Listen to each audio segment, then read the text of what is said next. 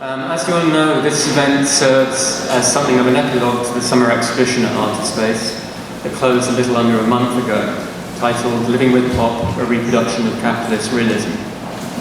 I'm sure many of you had the opportunity to see the show, maybe even in Dusseldorf where it originated. It's great to have such a good Dusseldorf contingent here today. So I'm very pleased to welcome also the contributors to today's symposium, Howie Chen, Mark Fisher, Dorian Mende, and Evan Calder-Williams. We're really grateful to them for committing the time to being here today and preparing their presentations. Sadly, one of the scheduled participants, Suzanne Rennert, has had to pull out at the last moment due to the ill health of her father. So we're sorry that she's not able to join us, and we'll miss her insight today, but we wish her and her father the best.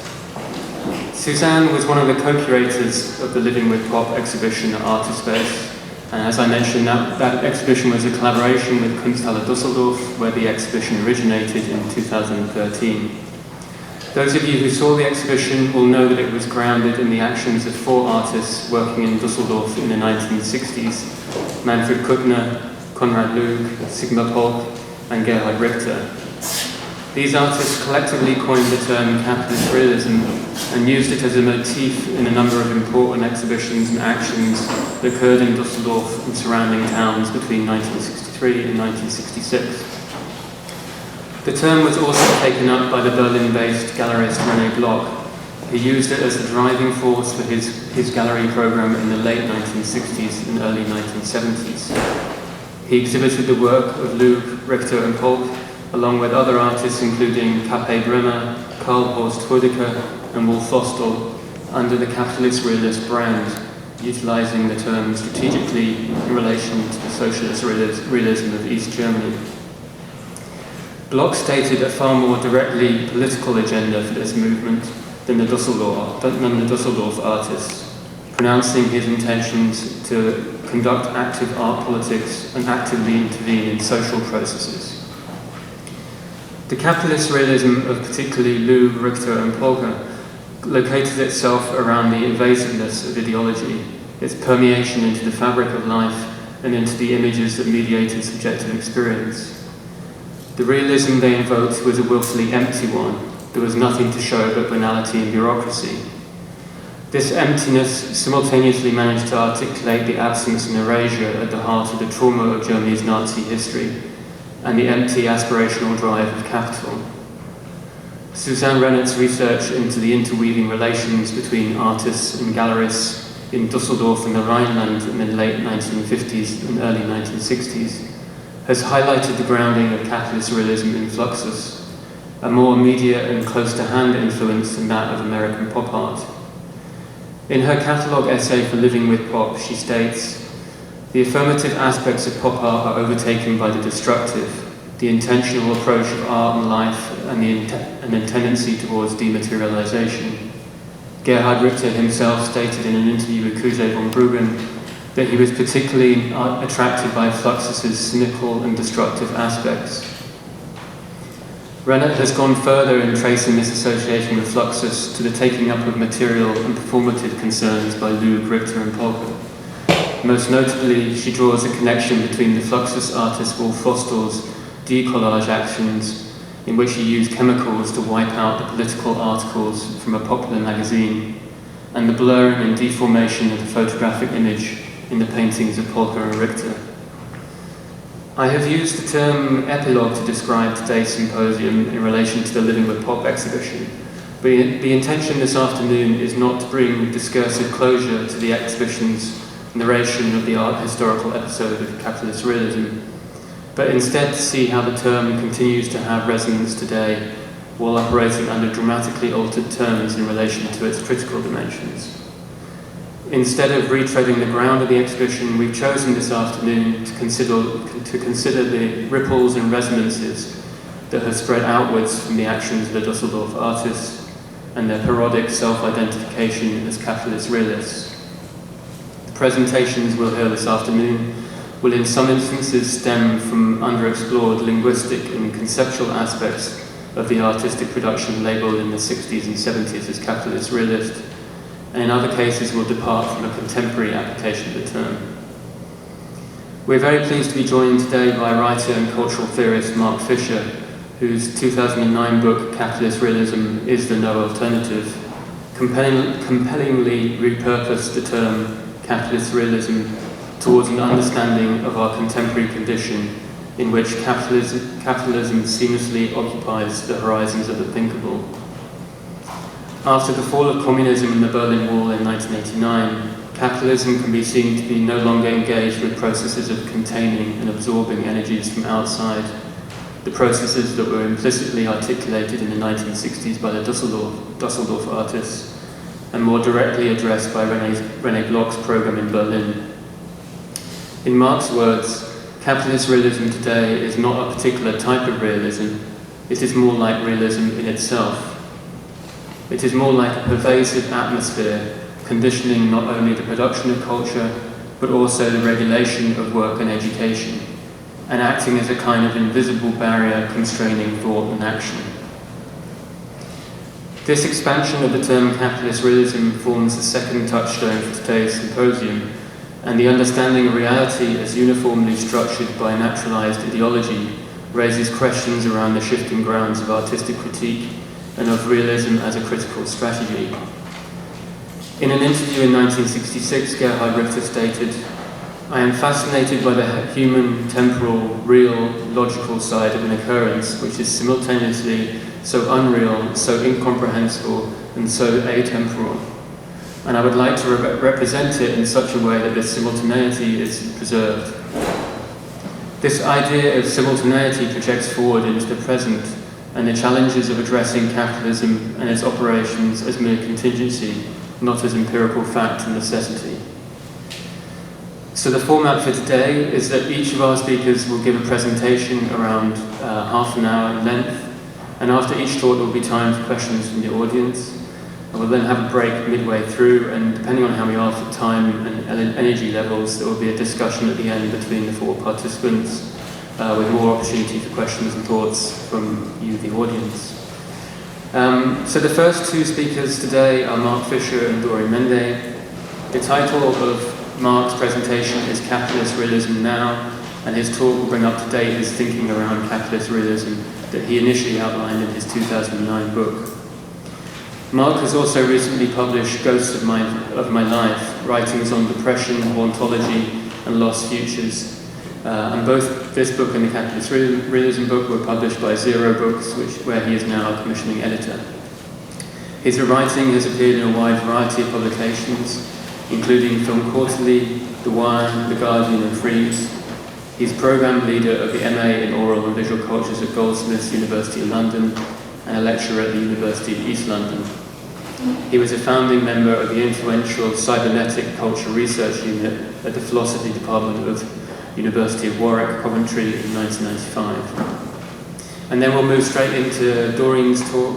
Doreen's presentation is titled Capé Bremer, The Artist Should Be an Official, and we'll focus on the work of Capé Bremer, a relatively under-acknowledged artist who exhibited with René Bloch in the early 1970s, both in Berlin and New York.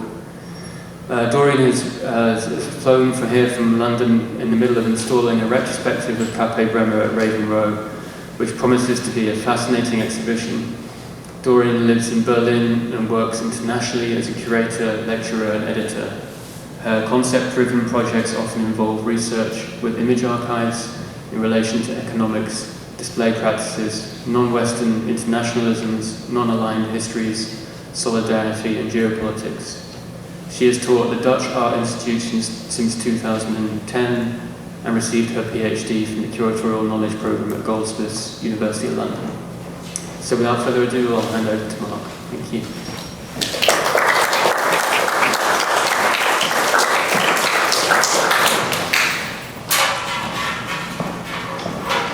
Okay, thanks, Richard.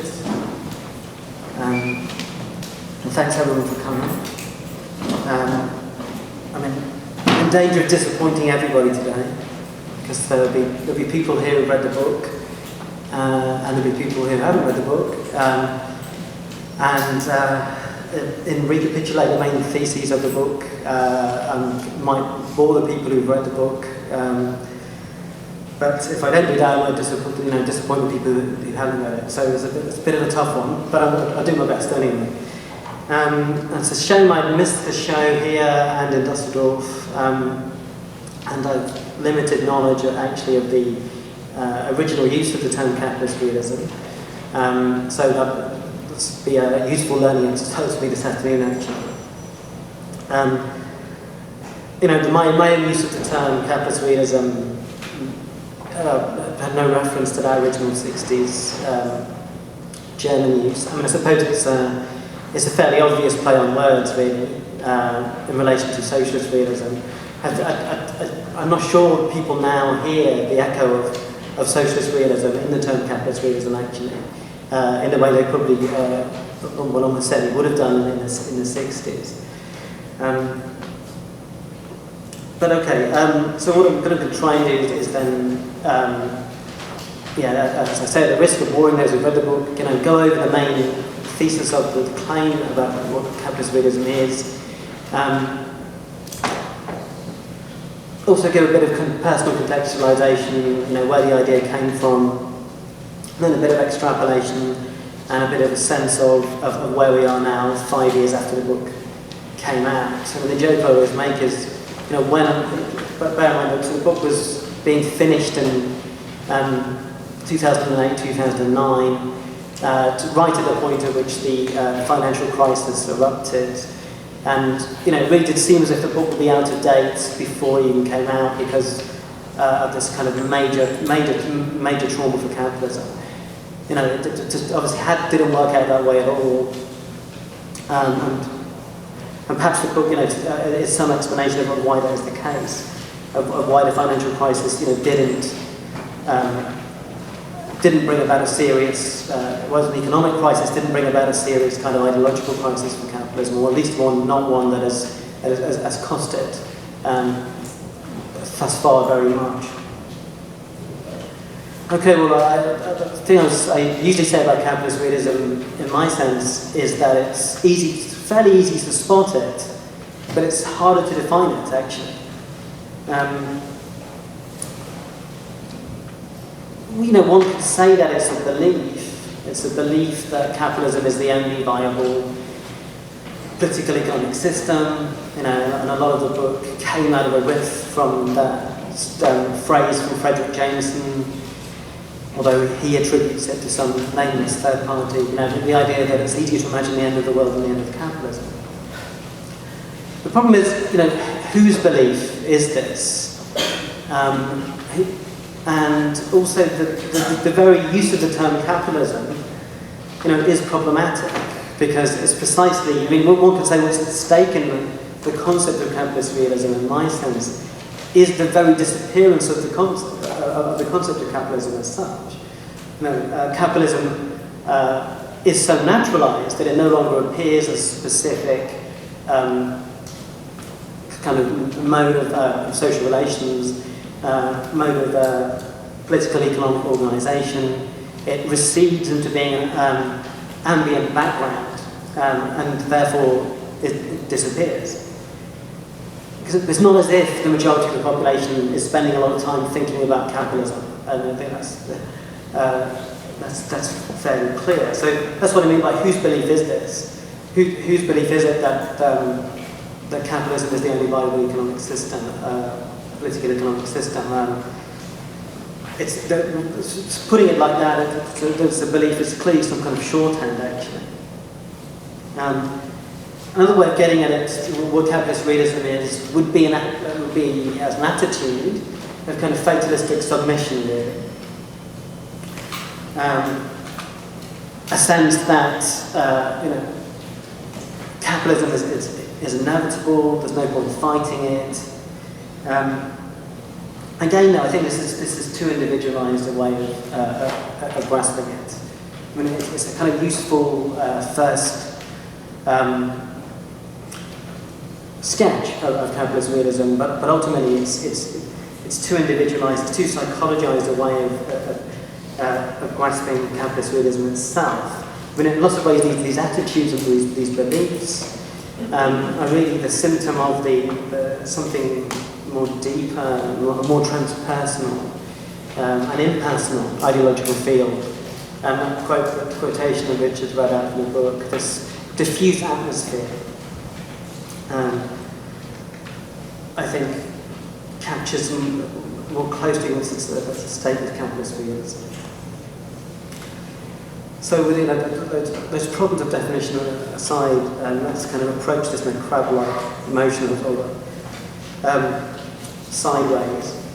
I mean, capitalist realism, as I understand it, the pathology of the left, broadly understood. I mean, in the broadest sense of the left, including the very, very soft left of the parliamentary politics. Which I don't. So I mean, Richard mentioned 1989 as the major threshold. You know, the disintegration of state socialism, actually existing communism, leaving us only with actually existing capitalism. But I mean, that's the second big threshold. I mean, the first big one, of course, was a decade before that, 1979, 1980, the arrival of Reagan and Thatcher, and one could say that, you know, broadly speaking, the 80s was the period in which capitalist realism was fought for, was implemented. The 90s was when it was secured. You know, they all joke about Tony Blair being Margaret Thatcher's greatest achievement. You know, it's certainly true in many respects. Capitalist realism, I think, in the sense I understand it, really only emerged after in the 90s. And I think there's a somewhat parallel with Clinton and Blair, really. I mean, but in the UK, I mean, the Labour Party had been using this rhetoric of realism even before Thatcher, actually. Right at the end of the 70s, there was a sense that things couldn't carry on as they'd been carrying on, that kind of social democratic, broadly social democratic post-war settlement in the UK was no longer sustainable.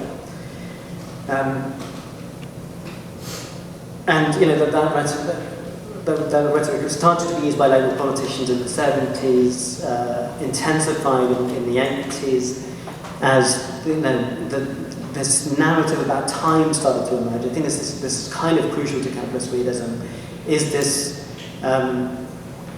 big story about the development of history, really, and what modernisation means, the meaning of modernisation. You know, absolutely crucial to Blair, to Blair's vision,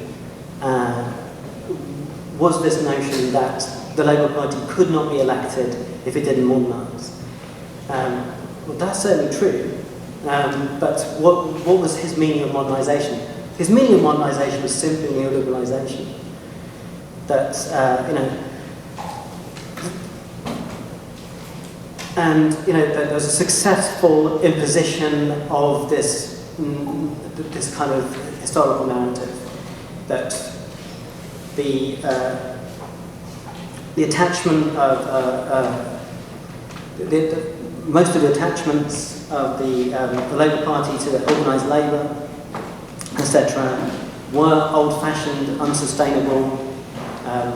You know, hence the whole use of the term New Labour, you know, was to establish this temporality. New Labour versus old. Of course, who can be on the side of the old? Who can be against modernisation? Now, the effect of this, although this is really rather than actually modernising the Labour Party, of course, the real effect of this was to surrender modernity to neoliberal capitalism.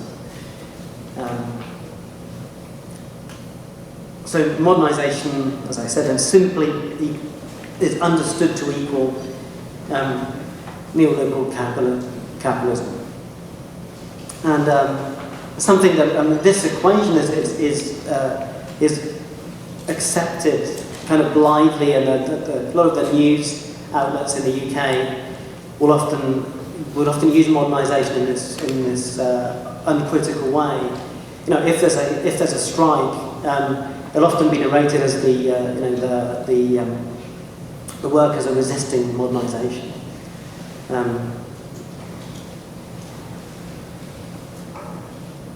So the underlying notion there then, which kind of guided Blair, I think, also said, I think it was a parallel with Clinton as well, but perhaps most explicit, the most, the postmodern messianism of Blair meant it was much more zealous in his explicit advocacy of this position. So I think the book Capitalist Realism is a book about Blair and Blairism fundamentally. It's about that was the I would say to reduce it to saying sort of about that, but that was the I think initial inspiration. So the simple idea that capitalism is the only game in town, and all we can do is adjust to it. And this notion of adjustment, I think this is what it is to be realistic. So a series of moves have happened then. So one is to consign the old left to the past. But it's not only, of course, it's not only the old left that gets consigned to the past. It's really the left as such in many ways. So what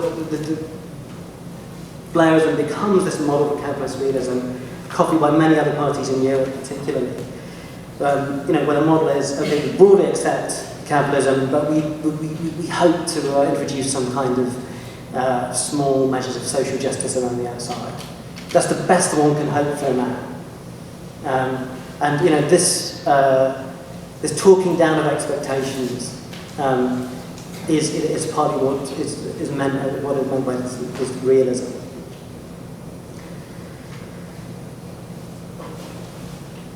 Once it was possible to struggle against capitalism, but no longer. That's the either explicit or implicit message of those politicians who accepted capitalist realism.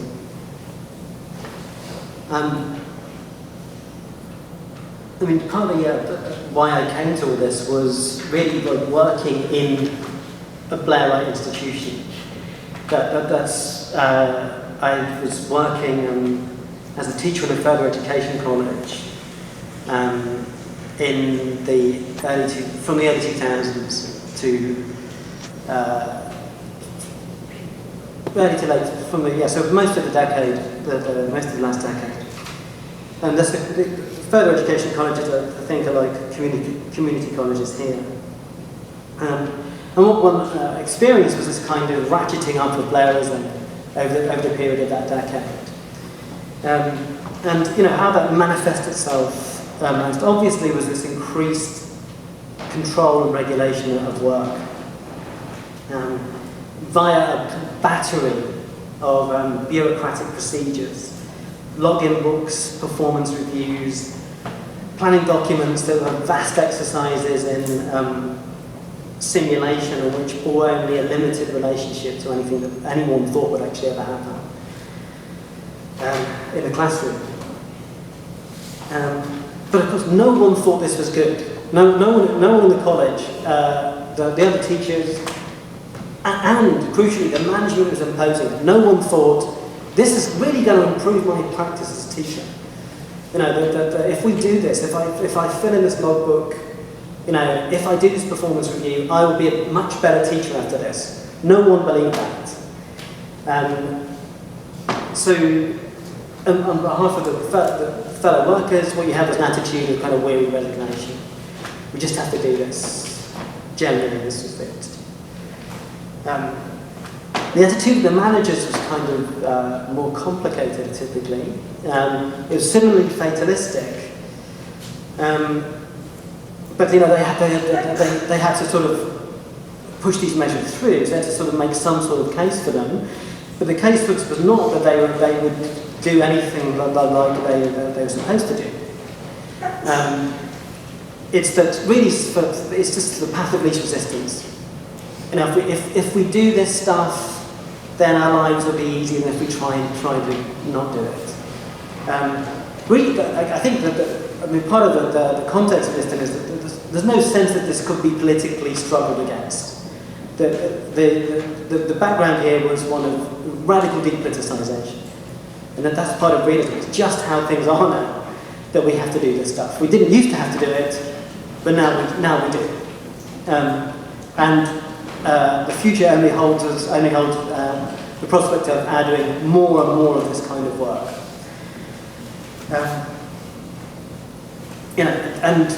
So the managers would say, well, this is just how things are done now. I don't like it much more than you do.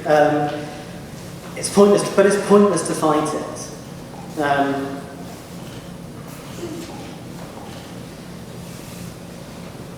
I think in a book I give that anecdote of one of the managers who, when my colleagues and I completed one of these self-assessment documents, the manager said, yeah, it's okay, you're just not critical enough of yourselves in this book. So that this form of what I call market stylism was also this kind of market Maoism, this demand for kind of self-criticism. But that wasn't the worst bit about it. The worst bit about it was the fact that he then said, look, you can make lots of criticisms of yourself, nothing will ever happen. So the sheer kind of utter cynicism, to be first of all required to go through this kind of ritualistic self-denigration, and then to be told that it's just an empty exercise in simulation that is utterly meaningless anyway. I don't know which is worse. Certainly the two together are horrible. But I think what's kind of crucial to this and to capitalist realism in general is the idea that it's not necessarily good, these things, but they are inevitable. And I think that this is I don't think, for instance, neoliberalism has managed to sell itself to the majority of the population, actually. It's the best way of running things. But it has managed to sell itself as, on the side of the force that is going to win. I think that's another sense of what it getting to capital, what is at stake in capitalist realism is that sense that we can't fight it. It's going to win anyway. We might not like it, but we have to do it.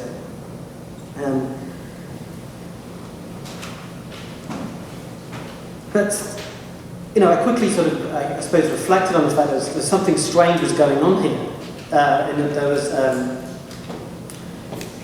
clear kind of dissonance between what we were living as teachers and more broadly as public service workers, because of these kind of new regulatory apparatuses that we were subject to in the teaching profession were also being imposed across public services under Blairism. There's a clear dissonance between what we were living as workers in those institutions and the narrative that we were given, the broad narrative we were giving about life under neoliberal governments.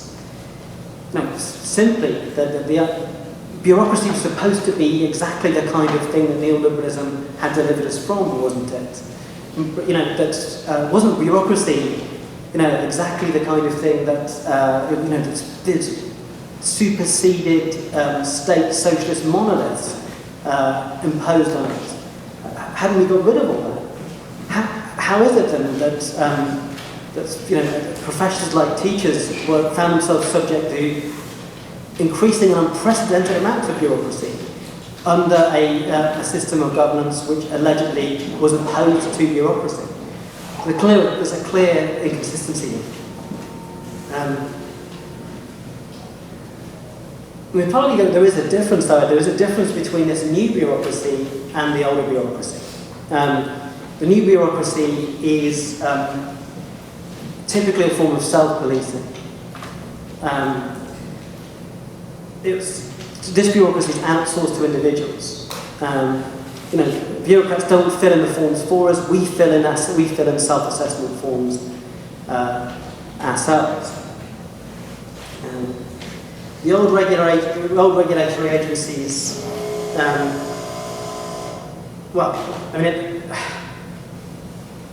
That's only part of the story, because it's not as if the old regulatory agencies had disappeared. They disappeared for capitalists, but not for us. So we had a lot of the old, already existing bureaucratic regulatory mechanisms, and on top of those were these, this proliferation of self-surveillance machineries as well, which would multiply by the week.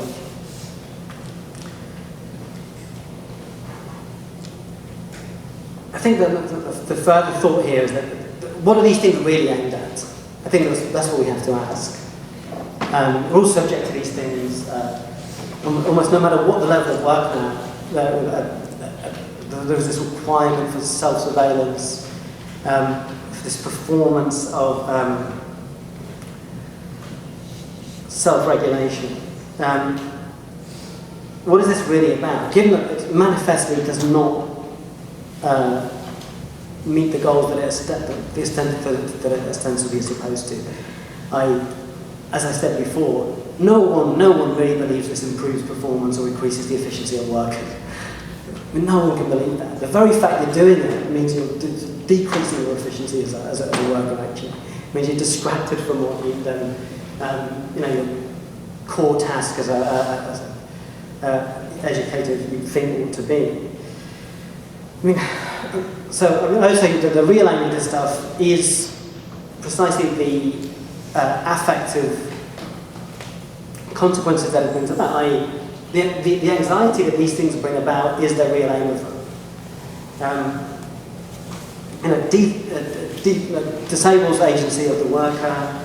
It's part of a project of resubordinating workers, really. Keeping workers in a perpetual state of anxiety. Anxiety is highly functional that way. And this brings to one of the other sort of key themes, strands of the book is mental health, really, politics of mental health. I think that in some ways, to be a bit crude and schematic about it, you could chart the rise of capitalist realism on one axis, the decline of anti-psychiatry on the other hand, actually.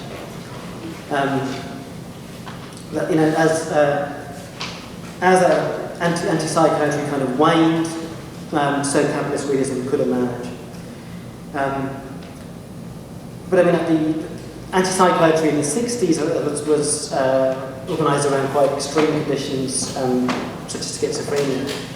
I think that the kind of politics of capitalist realist mental health are concentrated around much more banal and widespread conditions such as depression. This being part of what I call privatisation stress in the book. It's very efficient. This is a very efficient mechanism, I think, for as part of this project of resubordination, part of a project of responsibilisation, which I think is key to the kind of neoliberal worldview. If your working conditions decline, if you're getting paid less, if you're required to do more work for effectively the same or less money, those are objective stresses, right? Those things clearly just make your life worse. It isn't your fault. But I think the dominant paradigms, the dominant stories about mental health, encourage us to take responsibility for those things. So, just crudely speaking, whereas once we'd have, when those things had happened, you'd go to a trade union official, or engage and struggle against them. Now we're encouraged to, go to the doctor and get a chemical solution, or else tell ourselves a more positive story about things.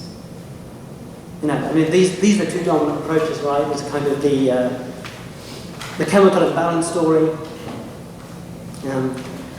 and the kind of therapy-light, cognitive behavioural therapy story. It's not that neither of these things work, or sometimes, but I mean, quite clearly, I don't think they're getting to the real causation of widespread mental health problems, such as depression.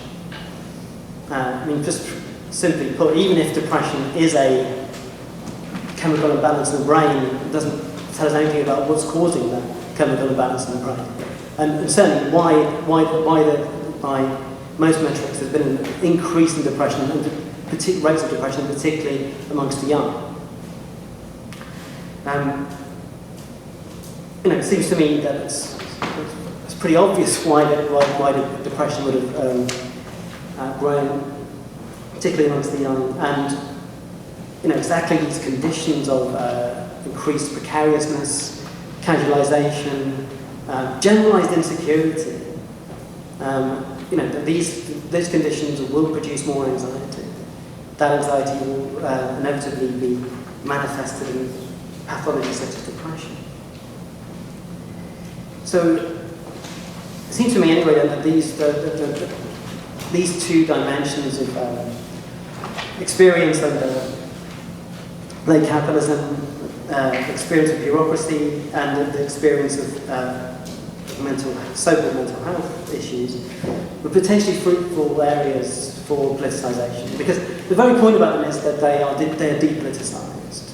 As I said, bureaucratic procedures were accepted as how things were, not the subject of political struggle. Mental health conditions, were accepted as just a biological, down to biology, to family background. And I think, particularly with mental health issues, so many people suffer from them that I think there's an opportunity there to effectively reframe narratives people have got about themselves and the world around them, moving away from this kind of compulsory, punitive responsibilisation that has been so much a feature of neoliberalism and capitalist realism. And towards looking at the kind of impersonal causation of what goes on in so-called interior life. But such politicalisation is not easy, to say the least. Given the destruction of the agents who might have carried it out, such as trade unions, and the failure of any new agents to emerge, which could replace those older agents in a sustained way, I think. Also, clearly what we're looking at here is not just a political programme narrowly defined. It's something that has been imposed throughout culture and can call upon widespread support for its basic tenets and the basic tenets of capitalist realism.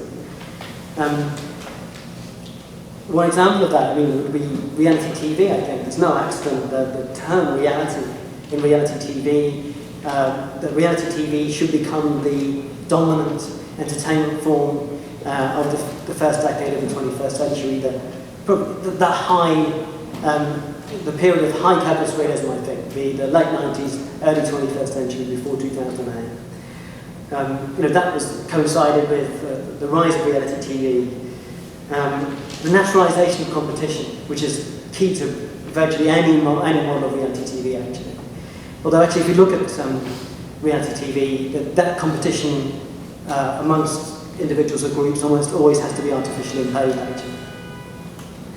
And then, alongside that, there's explicit kind of business propaganda in some forms of reality TV, like The Apprentice. Just normalise the perspective of business and demands that we adjust to this as precisely the model of reality. So what we've seen really is a successful struggle waged by the right on many fronts simultaneously. They understand how to win hegemony, and the trouble with the right, at least it was that they know what to do and they do it. We don't have that problem. Simply two fronts, carrot and stick. The attack on organised labour, both practically and ideologically,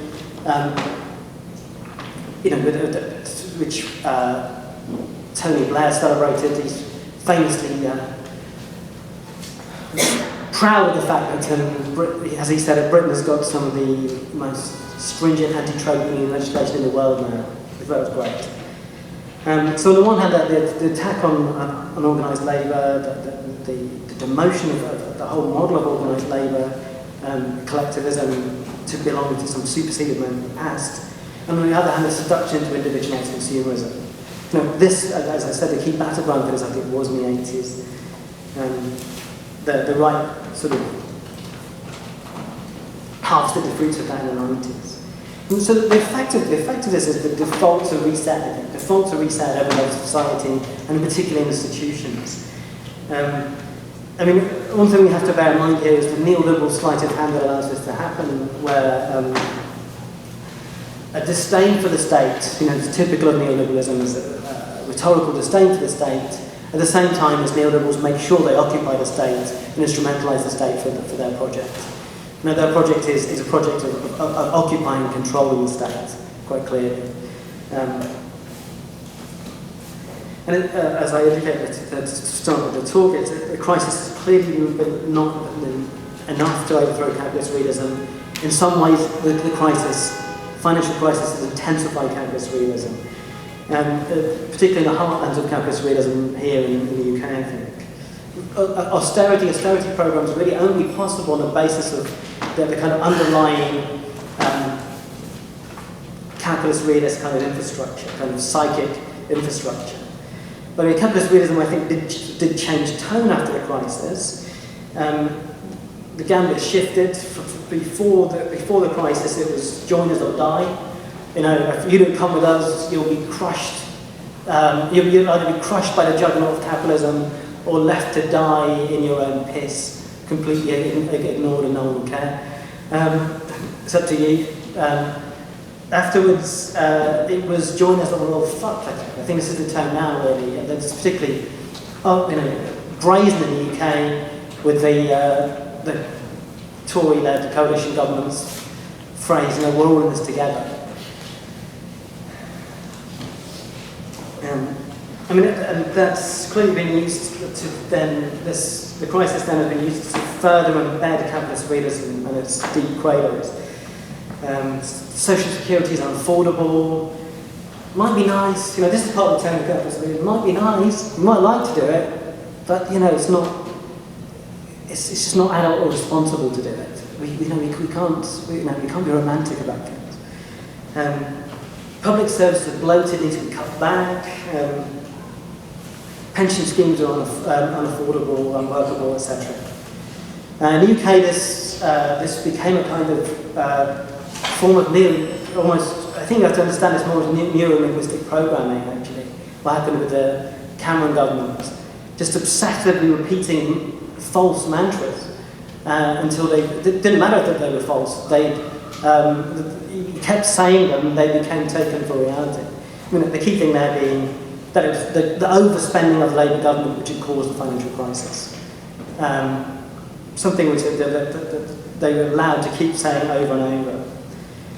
And as the New Economics Foundation put it, and I think part of the success of the right in managing the crisis has been its simple narrative. It's got a simple story explaining it. The story is, Blairite governments overspent on social services, etc. That's why we've got a mess. The story about the banks, global finance, virtual capitalism, a lot more complicated to try and tell that way. I think that the right has profited from that.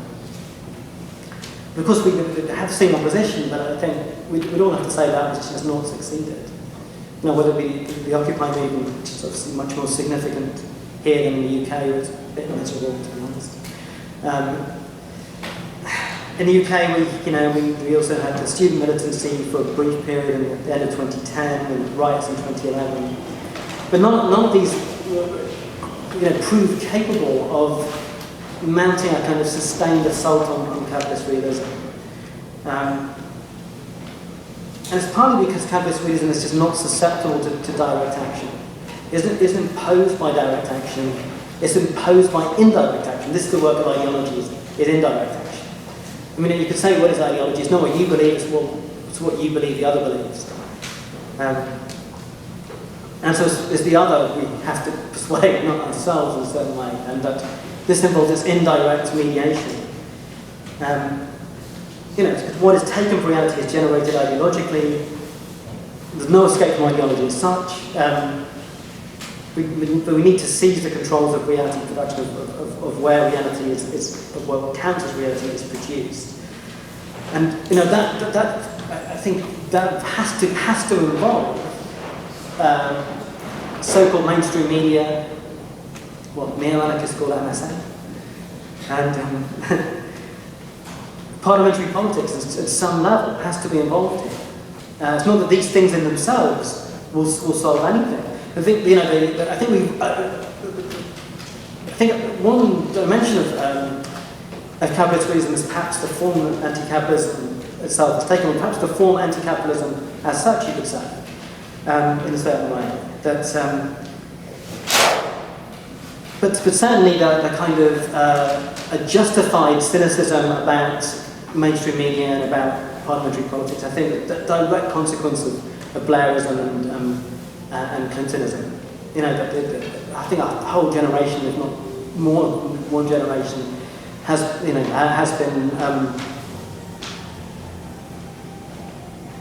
utterly disillusioned by what happened with Blair and Clinton, and probably also with Obama as well. But I think it's fairly clear that unless we've got some input there, unless we've got some influence in the mainstream politics, mainstream media, then we'll be condemned into this marginal position. We'll be condemned into this position of being subordinated to a reality which is still being defined by capital. But I mean, it's clearly that we shouldn't fall into the opposite solution of thinking you can just solve things from within mainstream politics or within mainstream media. That was the fallacy of Blairism. But part of what made Blairism what it was the disintegration of the wider movements around, the Labour Party, around other similar parties around the world. It's the disarticulation between parliamentary parties and the wider movements so once these parties come to power, they've got nothing to fall back on.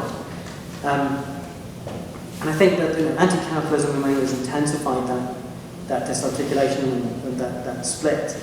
And I think we need to kind of reverse that. Who can be naive now about that? Who can be naive about the possibilities of parliamentary politics? Nobody. But at the same time, a kind of complete disdain for that, I think, just plays into the hands of the neoliberals. As I say, they want control of the state. They want us to give up on that terrain. They want it for themselves, and they've had it. So uncontested for the last 30 years. So I mean, I think it's become increasingly clear that sporadic oppositionism won't work, and we need to be in a business of old-fashioned business of hegemony building.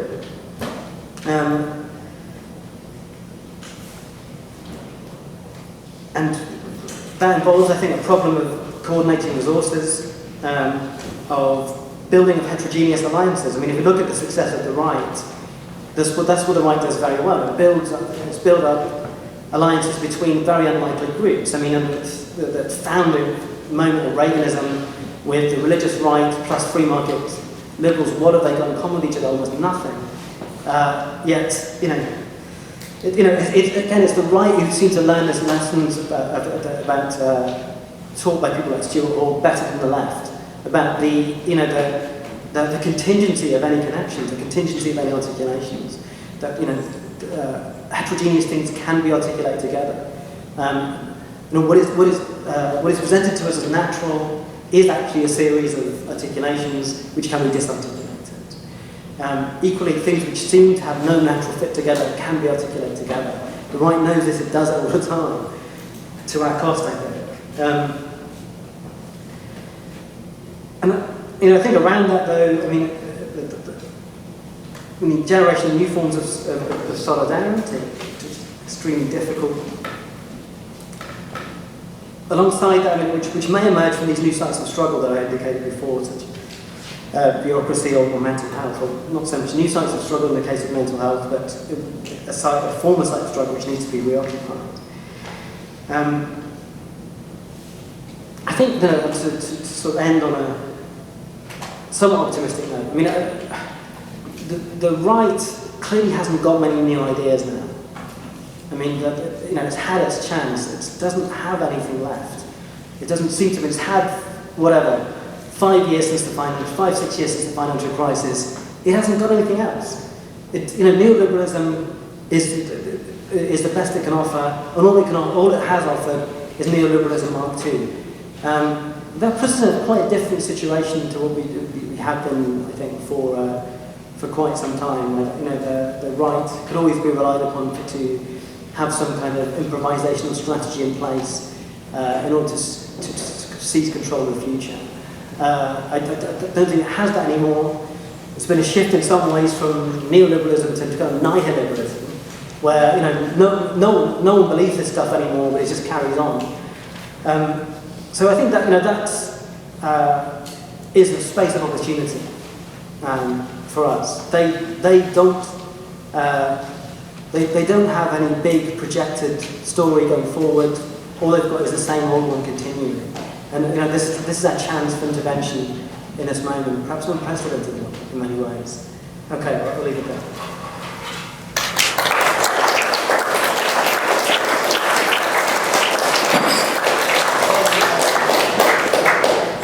If everybody's got any immediate questions, I think now would be a good time to take a few before we move on to Doreen.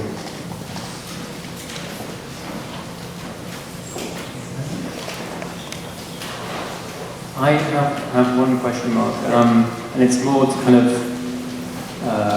take a step back a little bit, I guess, and to ask you about just this very act of naming capitalism, of re-adopting capitalism as something that existed in a different form previously, but just in the very act, how do you perceive that as being an important move towards this disturbance of a naturalized ideology, to take that naming act as a critical moment? Because I'm thinking, in a way, towards our historical precedents in the 60s of how that kind of act of naming was a slightly parodic act.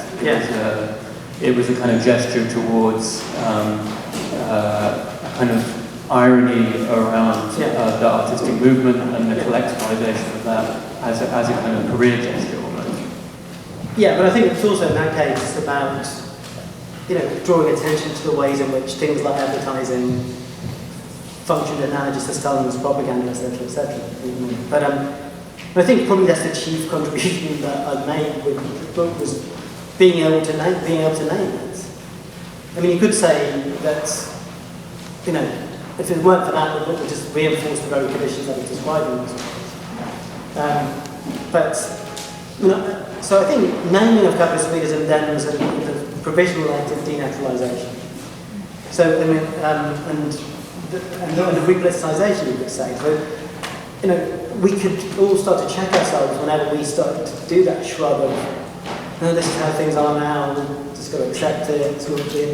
There's that set of kind of behavioural and linguistic tropes which we fall into. We could certainly identify them as as political and as consequences of a political strategy from the other side, actually. So, I mean, I think that is perhaps the most important thing that I did with the name, actually.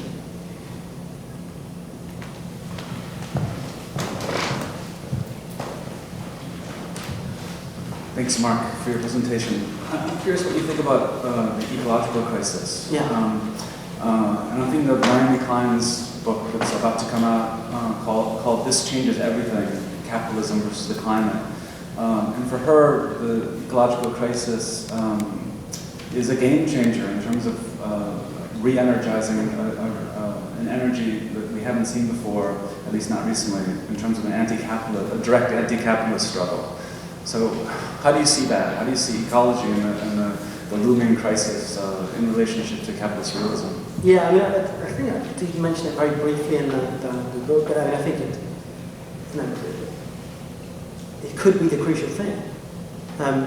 But I think here we really confront the strong distinction between capitalist realism and the real. The ecological crisis is absolutely real, but it can't be accommodated into realism, can't be accommodated into capitalist realism. I think here we see the real point of extreme friction here, that it's not realistic to implement such measures that would save our own our environment from total destruction. So people can, I think it's quite interesting, people can both at one and the same time say capitalism is the only realistic political system and it's going to burn out our environment somehow.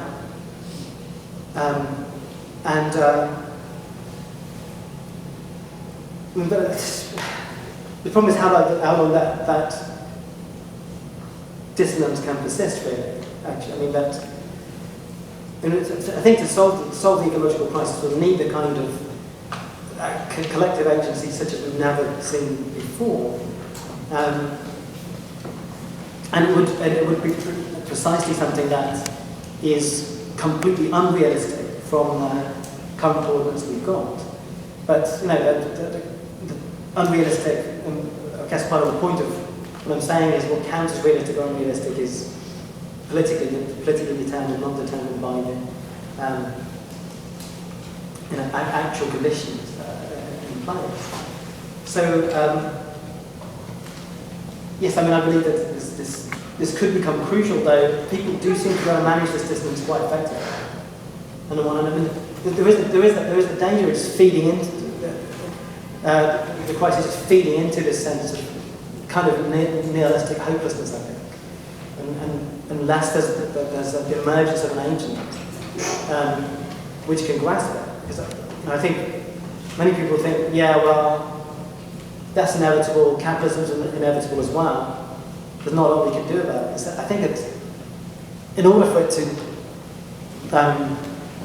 actually break capitalist realism down, people need a sense that they can actually do something about it.